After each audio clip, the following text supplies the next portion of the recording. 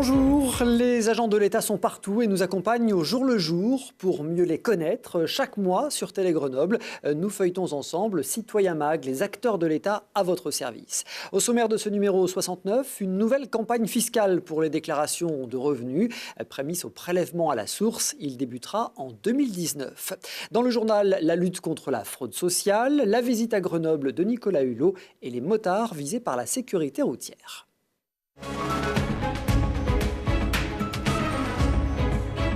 C'est donc parti pour la déclaration de revenus 2017. Les imprimés arrivent dans les boîtes aux lettres et le site impôts.gouv.fr est ouvert. Cette nouvelle campagne fiscale servira de base au prélèvement à la source. Son arrivée est prévue le 1er janvier prochain. Il n'y aura alors plus de décalage entre la perception des revenus et le paiement de l'impôt qui correspond. Une révolution pour laquelle l'administration est rassurante après avoir mené des tests. Pour en parler, nous recevons Philippe Leray, le directeur des finances publiques en Isère. Bonjour. Bonjour à vous. Merci d'être avec nous. D'abord, cette campagne de déclaration de revenus 2017, campagne classique, sauf que l'obligation s'étend un peu sur Internet. Voilà, exactement. Donc, pas de grande novation en matière déclarative. En revanche, effectivement, une obligation qui, petit à petit, chaque année, descend. Et donc, pour cette année, les revenus supérieurs à 15 000 € pour les revenus de référence doivent déclarer sur Internet. Et ce sera obligatoire pour tous l'an prochain. Et l'obligation sera portée pour tout le monde à partir des déclarations l'année prochaine sur les revenus 2018 déclarés en 2019. Bon, il faut dire qu'en Isère, on est parmi les bons élèves et il y a déjà beaucoup de télédéclarations. Absolument, on frôle les 60% de télédéclarants dans le département avant la campagne de cette année qui devrait, je pense, encore améliorer considérablement notre score. Alors, on précise qu'il y a 680 000 foyers fiscaux en Isère. Un peu plus de 400 000 sont imposables sur le revenu. C'est ça, à peu près 50%, un peu plus de 50% pour l'Isère. L'impôt sur le revenu rapporte à peu près 70 milliards d'euros en France. 1,3 milliard en Isère, c'est ça ? C'est ça, c'est ça. Alors la date limite de déclaration, là, puisqu'on est en plein dedans ? Alors la date limite de déclaration, donc d'abord ça a été ouvert à partir du 11 avril, donc c'est déjà une affaire qui pour nous est partie. Et il y a 2 dates limites à retenir. La première date limite, c'est les déclarations papier. La date limite est fixée pour les déclarations papier au 17 mai 2018. Et la date limite pour la déclaration en ligne est fixée au mardi 29 mai 2018 pour l'Isère. Voilà, pour tous ceux qui télédéclarent, impôts.gouv.fr, c'est le site. Et puis, je le disais, cette année, c'est la dernière déclaration de revenus comme avant, puisque le PAS, le prélèvement à la source, sera mis en place en 2019, le 1er janvier. Ceci dit, ça ne changera rien, on fera toujours au mois d'avril-mai une déclaration. Absolument, absolument. C'est une réforme du recouvrement de l'impôt, fondamentale, vous l'avez dit dans votre propos introductif, mais ça n'est pas une réforme de l'impôt sur le revenu au sens de son assiette. Quel est l'objectif de ce prélèvement à la source ? Très clairement, c'est de coller à la réalité des revenus. C'est le principal reproche que l'on fait au système actuel. Lorsque vous avez une variation forte de revenus, notamment à la baisse, retraités par exemple, vous vous retrouvez l'année où vous avez la forte baisse à payer un impôt extrêmement élevé. Là, on va coller aux revenus et coller à la réalité des revenus au fur et à mesure qu'ils se constituent. Alors, le principe est simple. Chaque mois, sur sa feuille de salaire, sa feuille de retraite, l'impôt sera directement prélevé. Alors, ça suscite pas mal de questions. Monsieur le directeur, on va voir ensemble quelques-unes de ces questions. Bon, d'abord, ça ne changera pas grand-chose pour les foyers qui ne sont pas imposables. Non, effectivement, donc vous l'avez dit tout à l'heure, à peu près la moitié des foyers sont non imposables. Et donc, nous y viendrons également tout à l'heure, il y a la notion de taux. Tout le monde aura un taux d'imposition, mais ce taux pourrait être à 0, qui est un taux. Donc là, rien ne changera en bas des feuilles de paye. Pour les autres, c'est donc la déclaration 2018 sur les revenus 2017 qui déterminera ce fameux taux du prélèvement à la source. Absolument, et donc ça, c'est un taux, si vous déclarez en ligne, vous l'avez immédiatement. Dès la fin de votre déclaration, dès que vous avez validé, vous avez la mention de votre taux. Pour tout le monde, à la rentrée avec les avis d'imposition, on donnera le taux d'imposition qui sera applicable à partir du 1er janvier 2019. Et c'est ce fameux taux que l'administration fiscale va communiquer aux employeurs.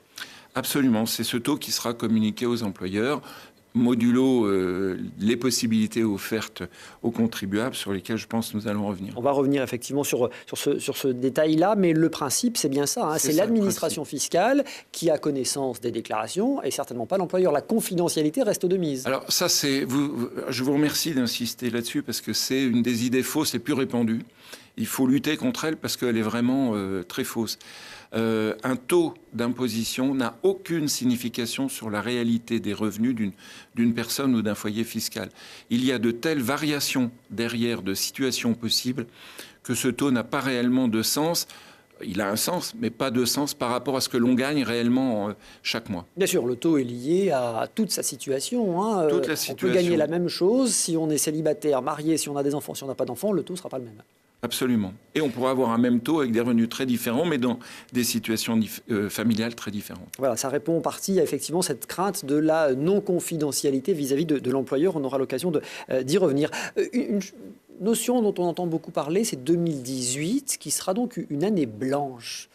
Alors, le but, c'est évidemment d'éviter une double imposition. Je pense que nos citoyens ne seraient pas tout à fait d'accord pour payer deux fois.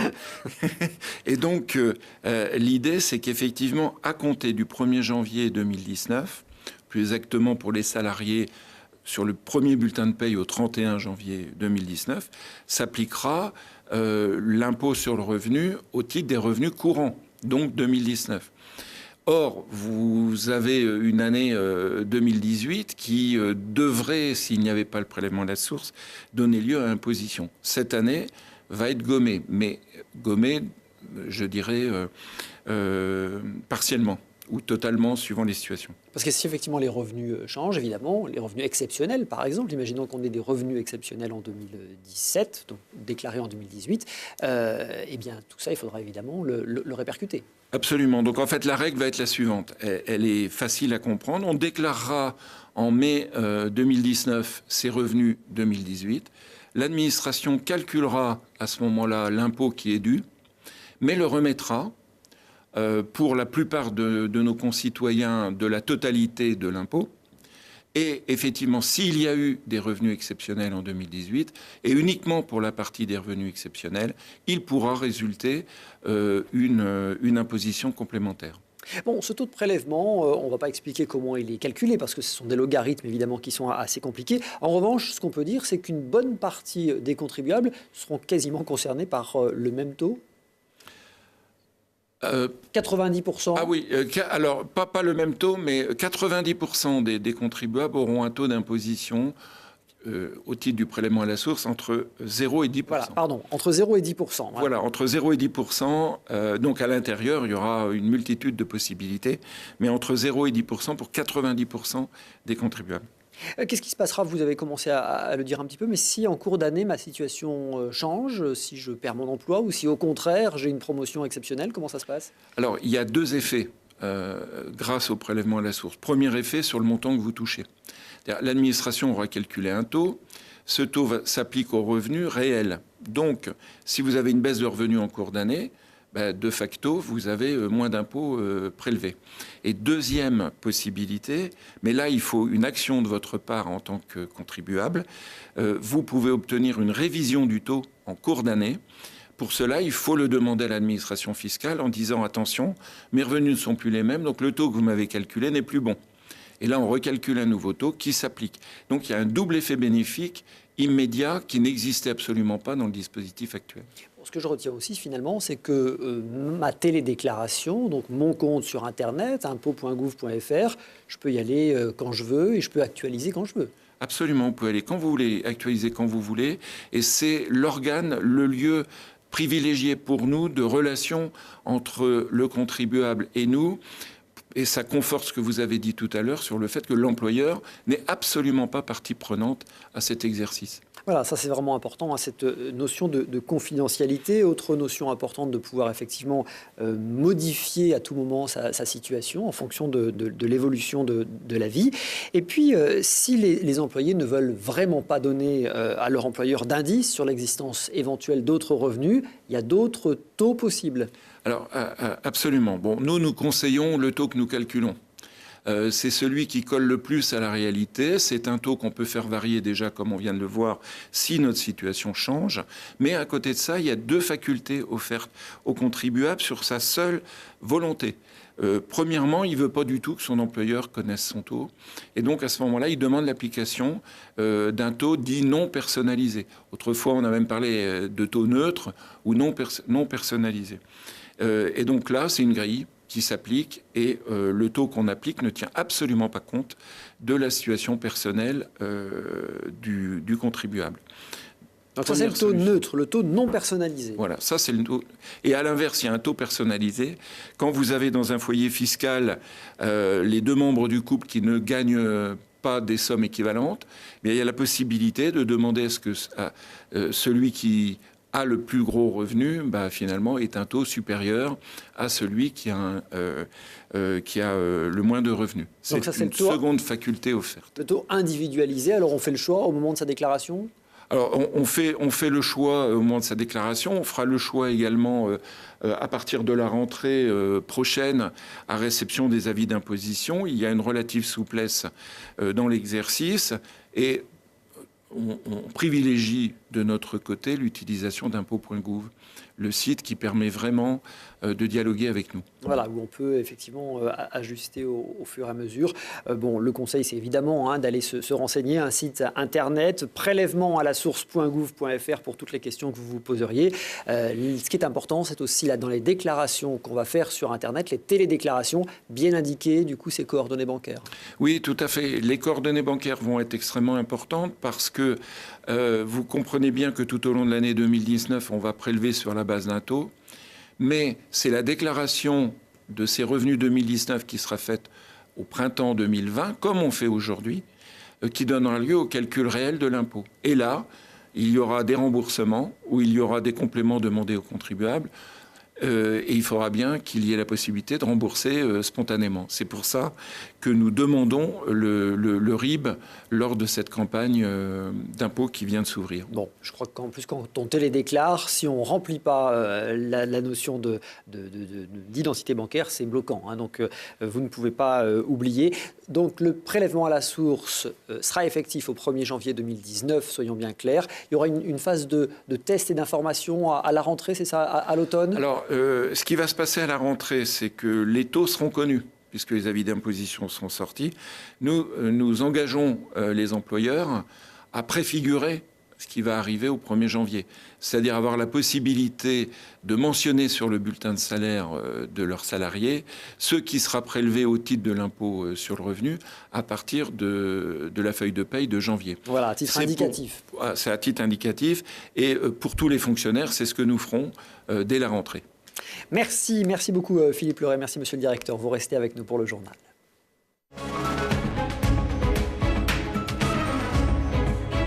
La lutte contre la fraude et le travail illégal. En 2017, plus de 80 contrôles coordonnés ont été effectués en Isère, notamment dans les secteurs du BTP, des transports de personnes, dans les salles de sport ou dans les auto-écoles. Par ailleurs, la Caisse d'allocation familiale a déposé 63 plaintes et notifié 456 pénalités pour un montant qui frise les 370 000 euros. De son côté, Pôle emploi a détecté 325 dossiers frauduleux pour plus de 4 millions d'euros de préjudice.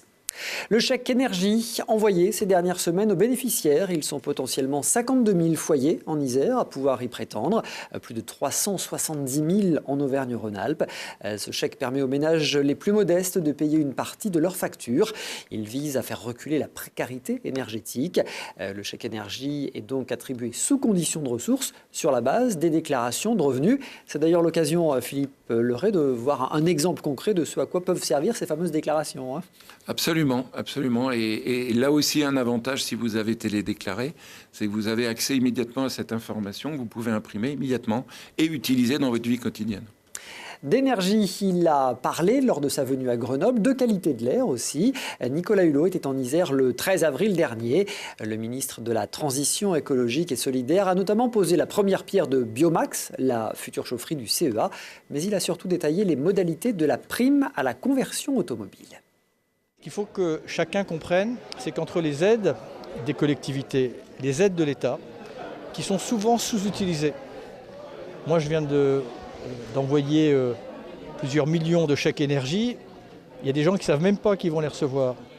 On a des possibilités de primes à la conversion pour changer son vieux véhicule qui peuvent aller jusqu'à 1000, 2000, 2500, même 6000 pour une voiture électrique, qui ne sont sous-utilisées.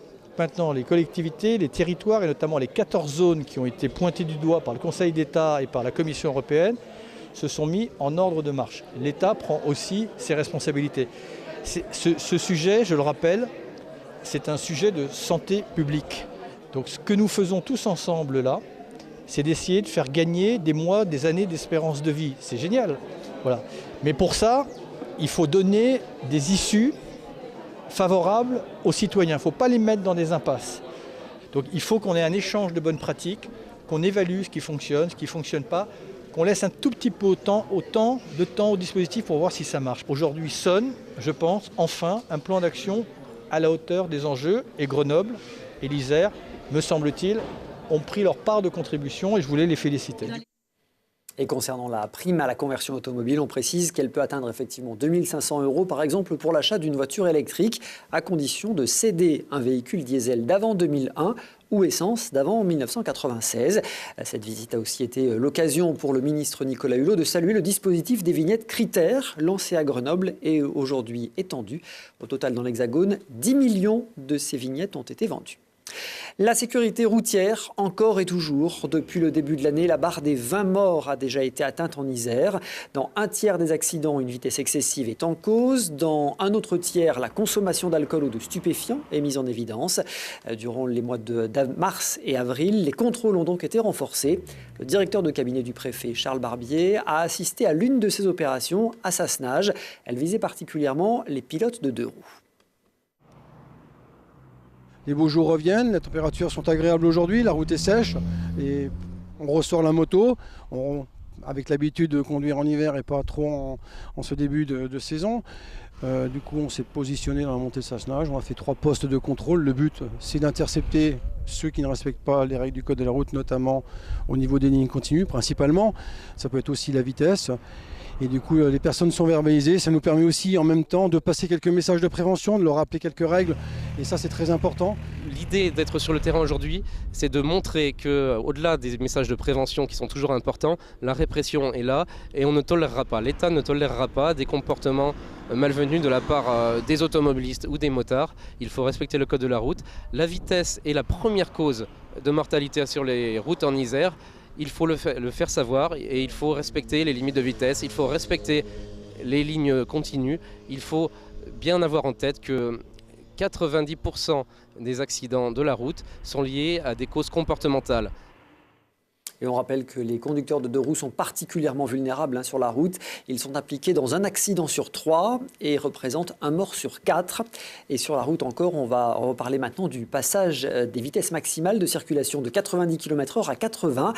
Ce passage concernera les routes bidirectionnelles une fois une voie, sans séparateur central. La mesure entrera, je vous le rappelle, en vigueur au 1er juillet prochain. C'est aux collectivités qui gèrent ces routes de changer les panneaux. Elles seront ensuite remboursées par l'État. Dans le Grésivaudan, le site de compostage de boues urbaines et de déchets qui s'appelle Fertisère fait l'objet de plaintes récurrentes de la part du voisinage. L'entreprise respecte pourtant les normes imposées par la loi, mais lors de la commission de suivi de site qui a été présidée par la secrétaire générale de la préfecture, l'État a proposé de créer un observatoire piloté par une société spécialisée indépendante. La période d'observation est fixée à 12 mois avec un premier bilan d'étape prévu avant fin juin. Un immense champion honoré dans les salons de la préfecture, Jean-Claude Killy, s'est vu attribuer le flambeau d'or par l'association Panathlon International, une association qui œuvre pour la défense des valeurs du sport. Pour saluer la star des Jeux Olympiques de Grenoble, étaient présents, vous les voyez autour de lui, la championne Mélina Robert-Michon, le skieur Edgar Gros-Piron ou encore le cycliste Bernard Thévenet. On termine avec cette information. De plus en plus de cas de rougeole. Les autorités sanitaires rappellent que la vaccination est la seule protection individuelle et collective contre cette maladie très contagieuse. Pour toute personne âgée d'au moins 12 mois et née après 1980, il est indispensable de vérifier sa vaccination. Le taux de couverture varie de 62 à 88% pour la seconde injection selon les départements. Toutes les informations sur le site ants.gouv.fr. C'est la fin de cette édition. Philippe Leray, merci encore. Je vous remercie. Merci d'avoir été notre invité. Merci à tous de votre fidélité. Rendez-vous très vite sur Télé Grenoble pour le numéro 70 de Citoyen Mag, les acteurs de l'État à votre service.